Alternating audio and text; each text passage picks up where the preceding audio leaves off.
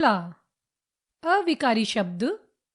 अविकारी शब्द दो शब्दों अ और विकारी से मिलकर बना है, जिसका अर्थ है जिसमें परिवर्तन नहीं होता, अर्थात जिन शब्दों पर लिंग, वचन व कारक का कोई प्रभाव नहीं पड़ता और जो अपने मूल रूप में ही बने रहते हैं, अविकारी शब्द या अव्यय कहलाते हैं। अविकारी शब्द के भेद। अविकारी शब्दों के 5 भेद होते हैं। 1. क्रिया विशेषण। 2. संबंध बोधक। 3. समुच्चय बोधक। 4. विस्मयादि बोधक। 5. निपात। क्रिया विशेषण। पढ़िए और समझिए। वह तेज चलता है। स्वाति धीरे धीरे काम करती है। नल से पानी बूंद बूंद टपक रहा है। उपरोक्त वाक्यों में तेज, धीरे धीरे तथा बूंद बूंद शब्द क्रियाओं की विशेषता प्रकट कर रहे हैं, अतः ये शब्द क्रिया विशेषण हैं।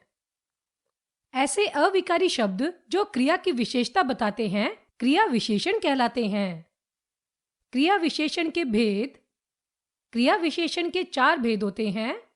1. रीतिवाचक क्रिया विशेषण। 2. स्थानवाचक क्रिया विशेषण। 3.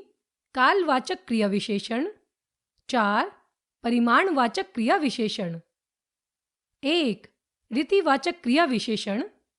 जिन क्रिया विशेषण शब्दों से क्रिया के पूर्ण होने की रीति या ढंग का पता चलता है, उन्हें रीतिवाचक क्रिया विशेषण कहते हैं। जैसे वह सुखपूर्वक जीवन बिताता है।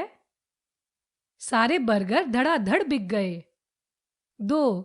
स्थानवाचक क्रिया विशेषण।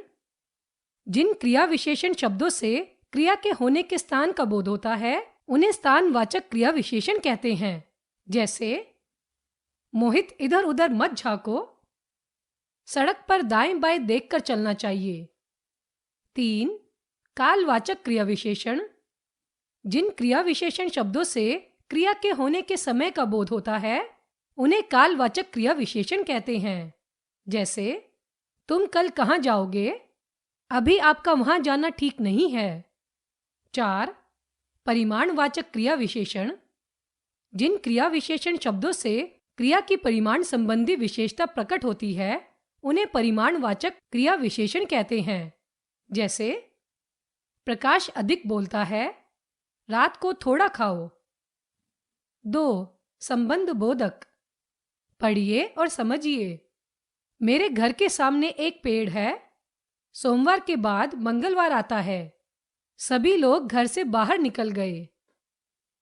उपरोक्त वाक्यों में के सामने, के बाद तथा से बाहर शब्द संज्ञा शब्दों के साथ प्रयुक्त होकर उनका संबंध वाक्य के अन्य शब्दों के साथ जोड़ रहे हैं, अतः ये शब्द संबंध बोधक शब्द हैं। ऐसे अविकारी शब्द जो संज्ञा या सर्वनाम शब्दों के साथ आकर उनका संबंध वाक्य के अन्य शब्दों से बताते हैं, संबंध बोधक शब्द कहलाते हैं। अर्थ की दृष्टि से संबंध बोधक शब्दों को अनेक वर्गों में विभाजित किया जा सकता है, जिनमें से कुछ इस प्रकार हैं। 1. कालवाचक। के पहले, के बाद, के आगे, के पीछे आदि। 2. स्थानवाचक। के बाहर, के भीतर, के ऊपर, के नीचे आदि। 3. दिशा सूचक। के निकट, के सामने, के चारों ओर आदि। 4. हेतुवाचक। के कारण, के सिवा, के वास्ते, के अतिरिक्त आदि। 5. विरोध सूचक। के विरुद्ध, के खिलाफ, के प्रतिकूल, के उल्टे आदि। 6. सहचर सूचक। के संग, के साथ, के समेत, के सहित आदि। 7. समता सूचक। की भांति, के सदृश, के समान, के तुल्य आदि। क्रिया विशेषण और संबंध बोधक में अंतर। कुछ कालवाचक और स्थानवाचक क्रिया विशेषण शब्द संबंध बोधक भी होते हैं। इनमें अंतर यह होता है कि यदि कालवाचक और स्थानवाचक शब्द क्रिया की विशेषता बताएं, तो ये क्रिया विशेषण होंगे, और यदि ये वाक्य के एक शब्द का दूसरे शब्द के साथ संबंध बताए, तो ये संबंध बोधक होंगे। जैसे क्रिया विशेषण संबंध बोधक।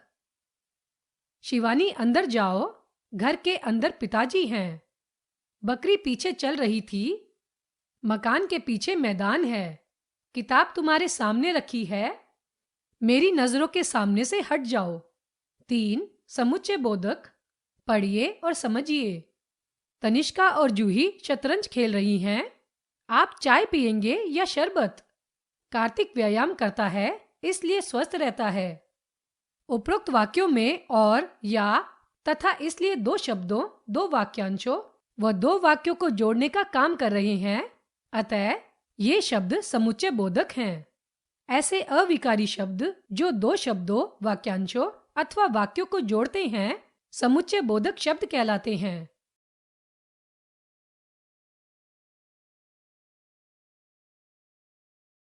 समुच्चय बोधक के भेद। समुच्चय बोधक शब्दों के 2 भेद होते हैं। 1 समानाधिकरण समुच्चय बोधक। 2 व्यधिकरण समुच्चय बोधक। 1 समानाधिकरण समुच्चय बोधक। जो समुच्चय बोधक शब्द एक ही स्थिति के 2 शब्दों या 2 समान वाक्यों को जोड़ते हैं, समानाधिकरण समुच्चय बोधक कहलाते हैं। जैसे सोनू तथा रोहित दोनों भाई हैं। जल्दी चलो अन्यथा गाड़ी छूट जाएगी। उपरोक्त वाक्यों में तथा शब्द एक ही स्थिति के 2 शब्दों को जोड़ रहा है, जबकि अन्यथा 2 समान वाक्यों को जोड़ रहा है। अतः ये शब्द समानाधिकरण समुच्चय बोधक हैं। समानाधिकरण समुच्चय बोधक शब्द 4 प्रकार के होते हैं। क संयोजक, ख विकल्पक, ग विरोध बोधक, घ परिणाम बोधक। क संयोजक और, तथा, व, अर्थात, एवं आदि शब्द संयोजक होते हैं। ख विकल्पक, अथवा, अन्यथा, या, चाहे आदि शब्द विकल्पक होते हैं। ग विरोध बोधक, लेकिन, किंतु, परंतु, मगर आदि शब्द विरोध बोधक होते हैं। घ परिमाण बोधक, ताकि, इसलिए, नहीं तो, अतः आदि शब्द परिमाण बोधक होते हैं। 2 व्यधिकरण समुच्चय बोधक। जो समुच्चय बोधक शब्द एक या एक से अधिक आश्रित वाक्यों को प्रधान वाक्यों से जोड़ते हैं, व्यधिकरण समुच्चय बोधक कहलाते हैं। जैसे शालिनी चली गई क्योंकि उसे काम था। यदि पापा आ जाते तो घुमाने ले जाते। उपरोक्त वाक्यों में क्योंकि तथा यदि तो आश्रित वाक्यों को प्रधान वाक्यों से जोड़ रहे हैं। अतः ये शब्द व्यधिकरण समुच्चय बोधक हैं। व्यधिकरण समुच्चय बोधक शब्द भी 4 प्रकार के होते हैं। क हेतु बोधक, ख संकेत बोधक, ग स्वरूप बोधक, घ उद्देश्य बोधक। क हेतु बोधक, क्योंकि, चूंकि, कि, जो कि आदि शब्द हेतु बोधक होते हैं। ख संकेत बोधक, जो, तो, यद्यपि, तथापि आदि शब्द संकेत बोधक होते हैं। ग स्वरूप बोधक, कि, जैसे, अर्थात, यानी, मानो आदि शब्द स्वरूप बोधक होते हैं।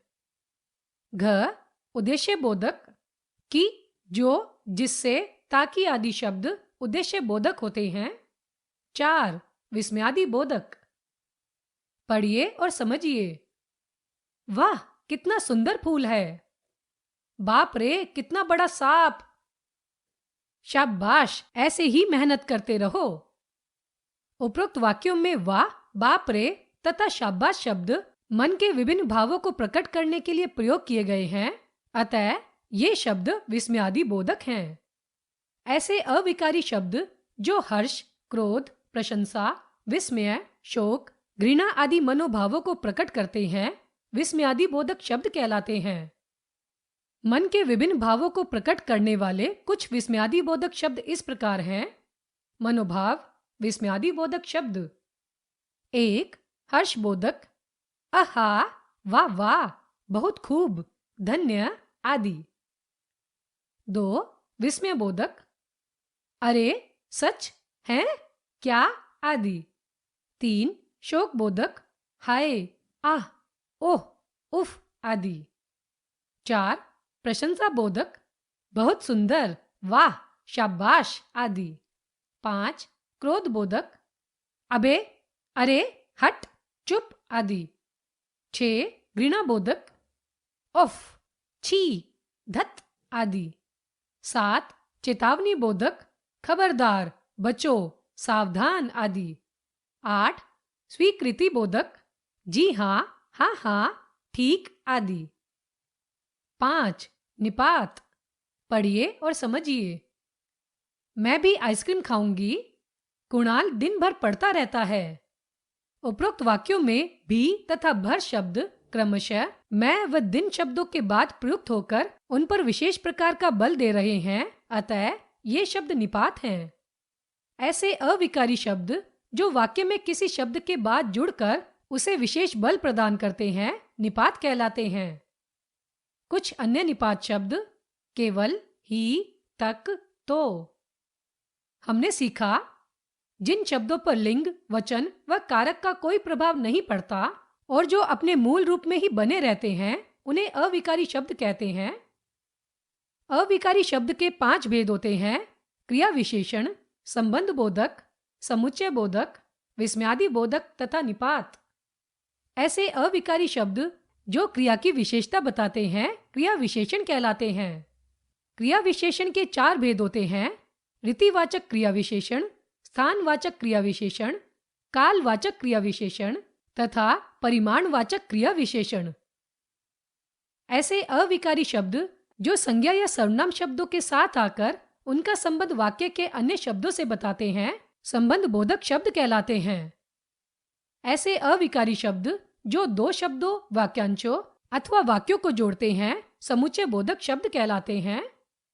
ऐसे अविकारी शब्द जो हर्ष, क्रोध, प्रशंसा, विस्मय, शोक, घृणा आदि मनोभावों को प्रकट करते हैं, विस्मयादि बोधक शब्द कहलाते हैं।